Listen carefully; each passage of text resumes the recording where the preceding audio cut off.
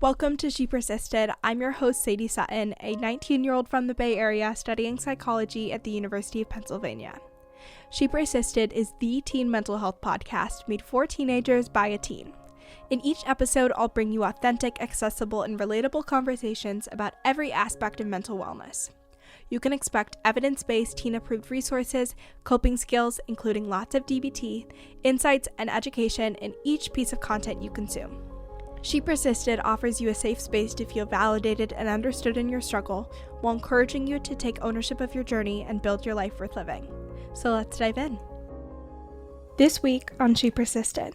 Before, if a friend was treating me badly, I would put up with it because I was like, I'm really scared to be alone, versus the fact that I know myself and I know that I'm going to be okay either way. It kind of forced me to find better friends, and I'm still on that journey very much so, looking for good people to surround myself with, but I know that I can always be there for myself. Hello, and welcome back to She Persisted. I'm so excited for today's episode. We have a very exciting guest today. Ellie Zeiler is on the podcast, and we are getting real, we are getting vulnerable. We're talking all things social media, mental health, bullying, creating a sense of identity, independence, really just pulling the curtain back on what it's like to grow up as a teen and also be a creator with a large audience. Ellie shares so much of her experience. This is such a fun convo, so I really hope you enjoy it. As always, make sure to share on social media, write a review, follow along if you like this episode. And with that, let's dive in. Well, thank you so much for joining me today, Ellie. I'm so excited to have you on She Persisted. Thank you for having me. I'm excited to talk with you. Of course. So I wanted to start with something that you've touched on a lot before, which is having and cultivating a sense of identity, which is something that so many teens struggle with. Your teenage years is the time you're finding yourself, you're trying to figure out what your interests are, who you get along with.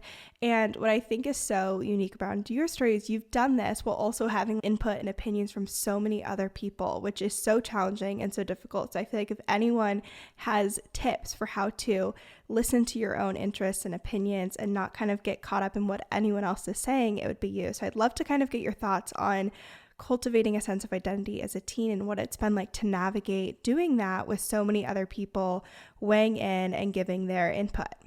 Yeah, for sure. What a great and loaded question. It's a big one. A long one. I think like starting off with just when I got onto social media, I was 16. I'm now 18. And that was really hard in itself because I feel like I had so many people judging me on a daily basis and like who I was. But again, I was 16. Like I didn't even know who I was or have a strong sense of identity myself. And so I feel like with being on social media added on to just being a teenager in this day and age, it was definitely like a whole other side to having to really lock down who I was because I had to show people who I was, which is very hard. Yeah.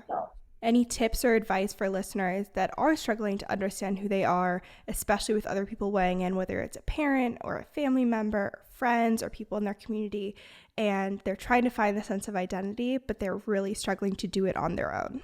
Yeah, for sure, which I struggled with as well. I think that finding your identity, it comes with a lot of trial and error. And I feel like growing up, I was interested in so many different things, but I didn't want to explore it because I was worried about failing, because I was worried about what other people's input would be. And so I think that like blocking out the noise and doing what you yourself is passionate about is the most important part into finding who you are at some point. Mm-hmm.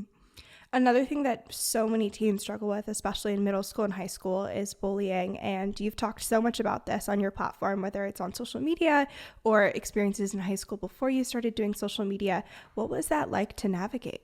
It was really hard. I'm going to be honest. It was really hard because I sadly, by the time I got onto social media, I was used to being bullied. I was bullied, which I feel like I really dislike the word bully because I feel like it's so cliche and I've been doing this for so long. Like we need to come up with a new word because me saying that like, oh, I was bullied in high school just seems so like a storybook and like, again, cliche. So that aside though, I feel like in high school, I was always maybe the odd one out. And I feel like people just always had an opinion on what I was doing. And so when I got on social media, it's kind of sad to say, but I was used to it. And I think that that's when I really learned that the only person that's really going to be there for yourself your whole life is yourself. And so, like, only worry about what you're doing. Like, don't judge other people. And because if you judge other people, you're opening up to people judging you as well, and that hitting you. And I just feel like it stems with confidence. If you have confidence in yourself, which is so hard to achieve, I still don't have full confidence in myself, to be honest. But growing that and developing that as you get older can help with combating the bullying, if that makes sense. Yeah.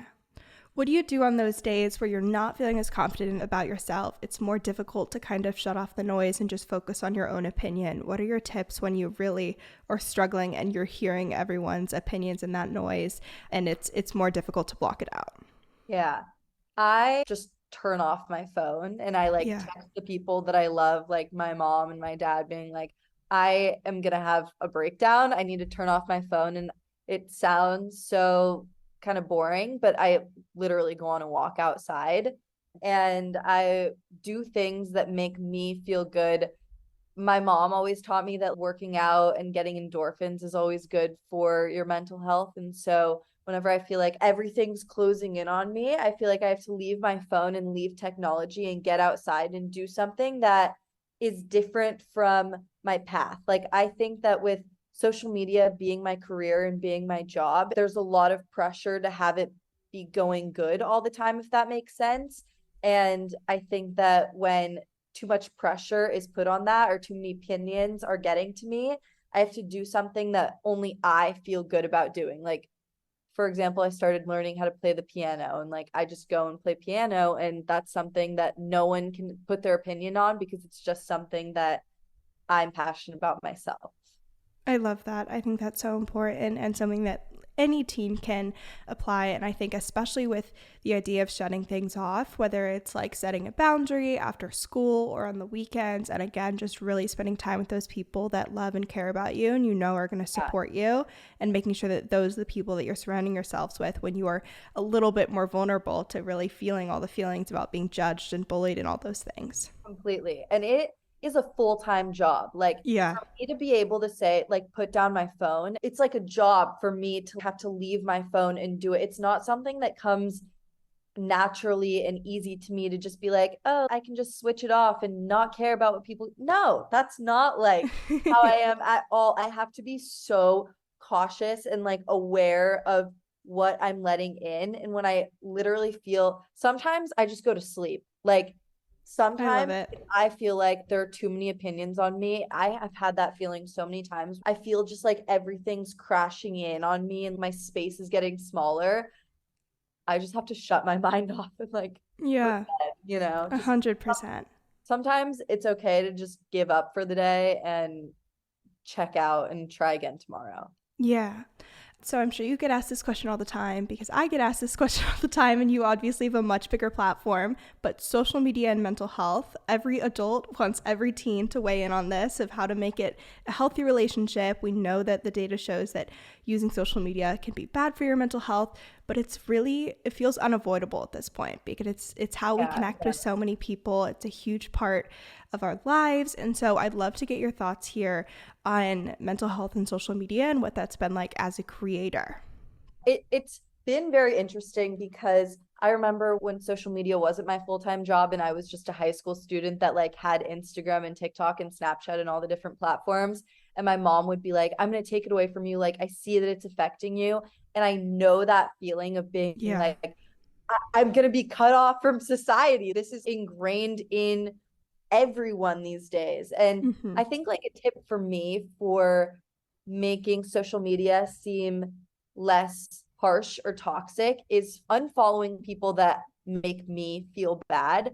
Sometimes my mom will text me and be like, unfollow 30 people that don't make you feel good. Like, I follow 800, 900 people right now. I need to see what all of those people are doing. And so sometimes when I catch myself comparing myself to people that are different than me, I just have to unfollow them. Yeah. Who are like 2 to 3 people that you follow that do make you feel really good, that make you laugh or just boost your mood that you love seeing pop up on your feed? One of them, I really like this girl. Her name's Anna Paul. She's like this. Okay. Have you ever seen her videos? I don't think Like, so. okay, she like vlogs, but Okay. she's just real and shows herself and has a really cute accent. I really like her. Let's see. My go-to answer for this is always like I'm deep on nail TikTok and I love videos of people getting their nails done. Oh They're my so God. calming. They're my favorite. That's Oh, like my whole okay. For You page. Me, this is gonna sound so like I'm 5 years old. It's slime videos. Like I could watch slime videos for so long. Or the outrageous skiing or snowboard videos where people are like going down the mountain and it just seems very calm. I feel like Yeah, anything that doesn't have to do with a person or like their face is very relaxing to me for some totally. reason.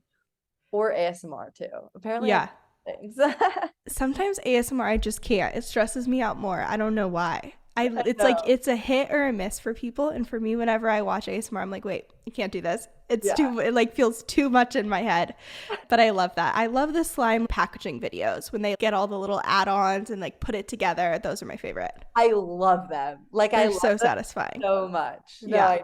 me too. I love when like they add the little charm. I love how we're going on a rant about slime. Right. When they put the charms in, and Yes. I love it. No, me too. 100%. Yeah. Has your mental health gotten better or worse, would you say, since you started using social media more as a job and more from like a professional perspective rather than just using it to spend your free time on? I think that it's gotten better and worse in different ways. Versus Mm-hmm. like when I was, see, now when I'm on my phone too much, sometimes in my own head, I justify being on my phone way too much because I'm like, oh, it's my job. It's Yeah. where my career is. Like I'm allowed to scroll on TikTok because I'm looking for ideas, which is just not true. I'm just talk. But I think that it's been much easier for me to like I feel like when I didn't use, for example, Instagram for my job, I would be really self-conscious about what my friends and people at my schools were thinking about me because I Mm-hmm. knew them on a personal level versus now having people that I don't necessarily know in person and having it like be called my job, it kind of takes the pressure off a little bit where if I post something and I'm thinking about like, oh, what does blah blah blah from high school Yeah. think of it or like college, whatever, I think like it's my job, it's my career. My mom always has to tell me like this is entertainment and you're here to entertain, which kind of takes the pressure off me very Yeah. much. Yeah. No, 100%. I think that makes a ton of sense. And if anyone asks, you can always just be like, I had to. It was like a Yeah, brand obligation. It had to be yeah, posted. exactly. I Exactly. love that. I think that's really interesting. I noticed that as well when I started to use social media more through the lens of the podcast instead of just using it personally. It became Yeah.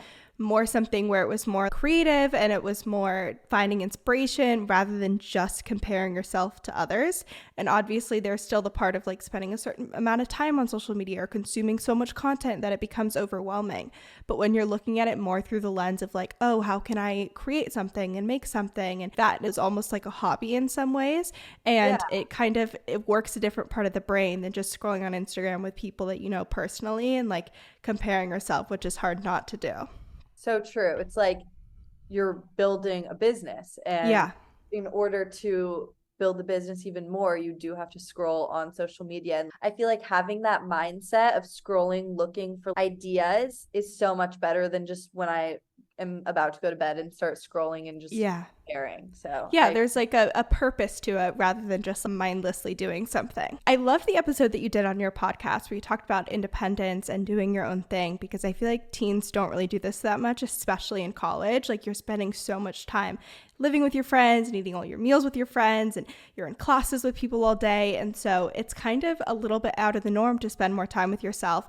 But I totally agree with you that it can be really great for mental health. And I think it serves you really in the long term because you're able to be your best self when you're independent and having your own routine and you're not relying on other people to kind of boost your mood and keep you going. So what are your thoughts there? As a teen, spending more time being independent, how did you kind of get to that point in your life?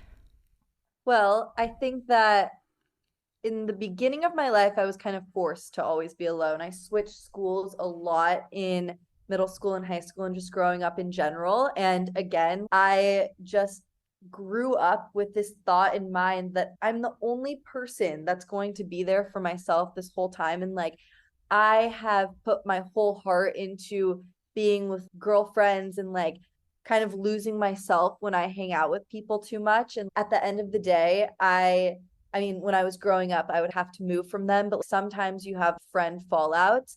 And Yeah. at the end of the day, you can look back and feel like, who am I without these other people? And I also feel like with me gaining my confidence for having independence, it made me take less shit from other people, if that makes sense. We're like, Yeah. before, if a friend was treating me badly, I would put up with it because I was like, I'm really scared to be alone, versus the fact that I know myself and I know that I'm going to be okay either way. It kind of forced me to find better friends, and I'm still on that journey very much. So looking Hmm. for good people to surround myself with, but I know that I can always be there for myself.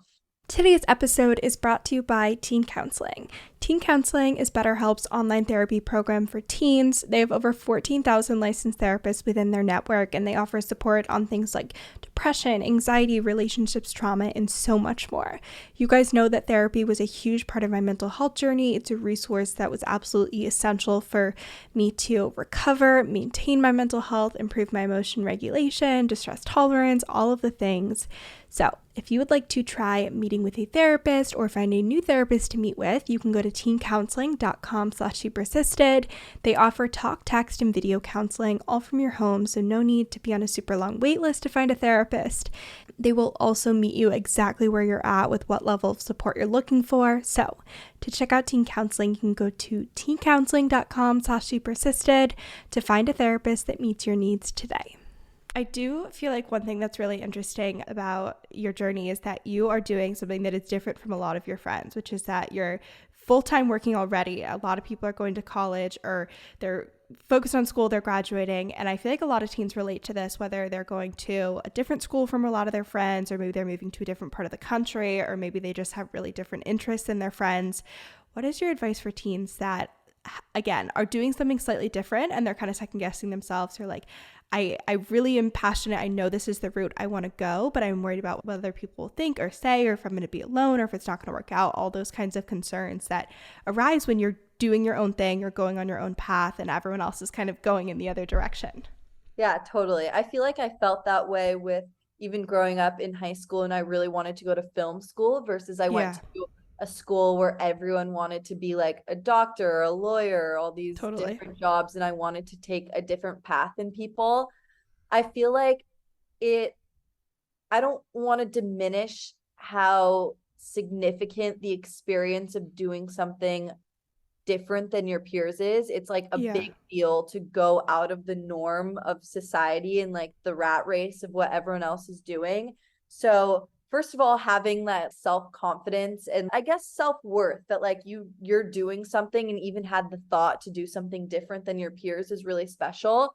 I Mm-hmm. also think that the minute that you hit some sort of success in the thing that you're doing that's different than your peers is the moment that you're going to feel like you did it and feel confident in yourself, if that makes sense. Yeah. When I decided to go on to online high school when everyone was still in school and start this social media path, I was so nervous about it and so scared. But as soon as I turned it into a career and started working with brands that I really liked and started checking off my goals of what I was doing and knew that I was capable of doing deep in my heart, is the moment that I let go of whatever anyone else was doing. My mom always says, see you at the finish line. Like, we'll see you all when we're 70 and 80 and, Yeah. wrinkled and whatever. So there's no point in doing, I guess, what everyone else is doing if you have like the confidence that you described that you can do it. It's Yeah. really strong of anyone that goes against what their school or their peers or their friends are doing. 100%.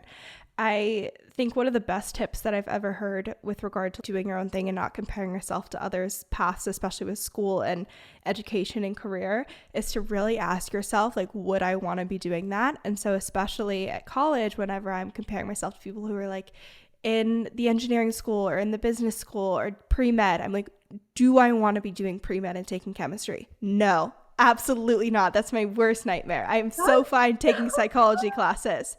And so you have to pick. So good. Right? Oh my gosh. I think I even said this on my podcast where sometimes I go back and I think like, I kind of wish that I was like going to a normal college and in a sorority and all these different things. It's like, but would I want to be studying for midterms right now? No.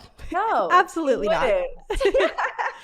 It's That's so helpful. True. And it brings you immediately back down to the moment. And you're like, okay, so there's no point in comparing myself because I don't even want that. There's no point whatsoever. So that's one of the best tips that I've ever heard for if you're struggling with that. I'm borrowing that tip. That's great. Feel free. It's so good. It works all the time.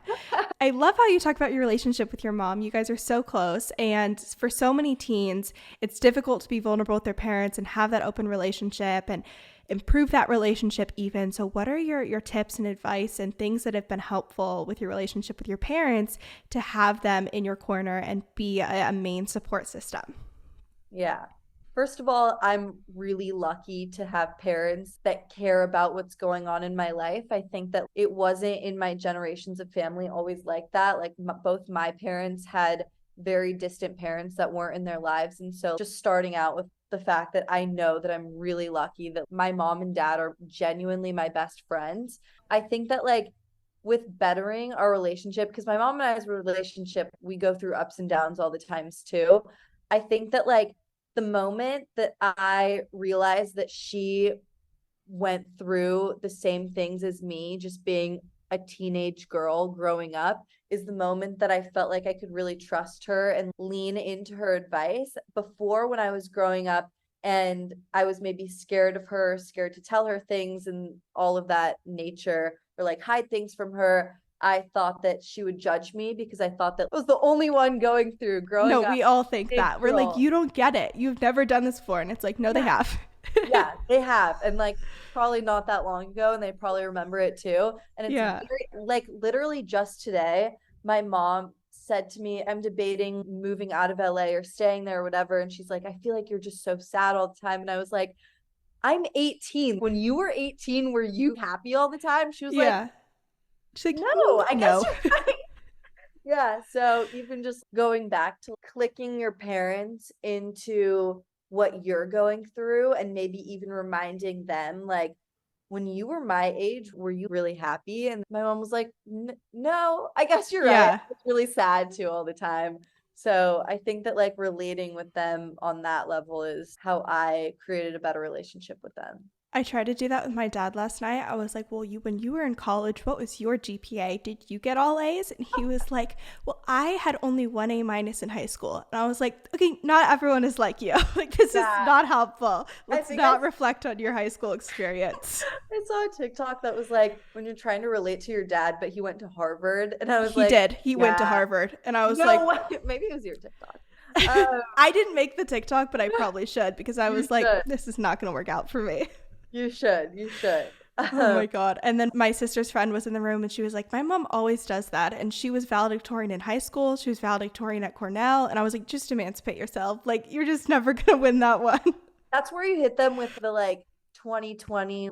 We're different. Age. Gen Z is different. Oh, like so different. Are you kidding? Yeah. Getting a 4.0 in high school 30 years ago is so different than getting 4.0 now. It's insane. And even just like the amount of work we're doing and what it takes to apply to college today versus then, it's just a completely different ball game. So sometimes you got to remind your parents, you got to be like, things have changed. Times have changed. It's very different now. But yeah. I agree. Just like explaining it to them and hopefully they have an open mind towards it. Yes, 100%. What are the top like 2 or 3 different skills or routines that you pull from to maintain your mental health on a daily basis? A few things.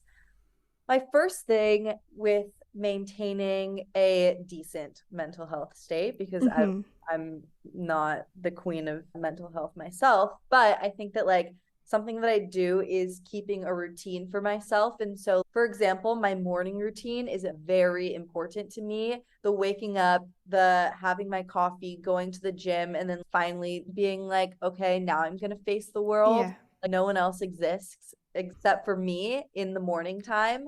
So I think that's been something that's been very important for me to keep doing and keep trying to like grow myself, because especially since I moved out from being with my family and like I live alone and it's really all up to me to create my own schedule, it can be very overwhelming at times and really take a toll on my mental health. But I think like writing down my list for what I want to do in the day, it sounds so cliche, but like it But it's really, really helpful. helps me. Yeah. Yeah, it does Yeah. really help me. I think that another important tip that's helped my mental health is being aware when I'm on social media. Before, I think I used to like scroll and compare myself and I just wasn't even aware. But the fact that now I can pick up my phone and be like, okay, you're about to see people that you're going to compare yourself to, and like just know that you need to do things that make you feel good about you, and we're all living different lives, is something that has again helped me as well. I love that. Do you have any good tips? Like, I I need some. definitely, I know, right? I'll try. We'll think. I definitely love what you said about checking things off. I definitely take that to the max. I have my physical planner and then I have my digital one. I use Asana, so you get to check everything off, and it's so reinforcing whenever you get something done. So I'm like, we're going to check it off on the computer and on paper, because I that's love it. just, it's a boost to the mood.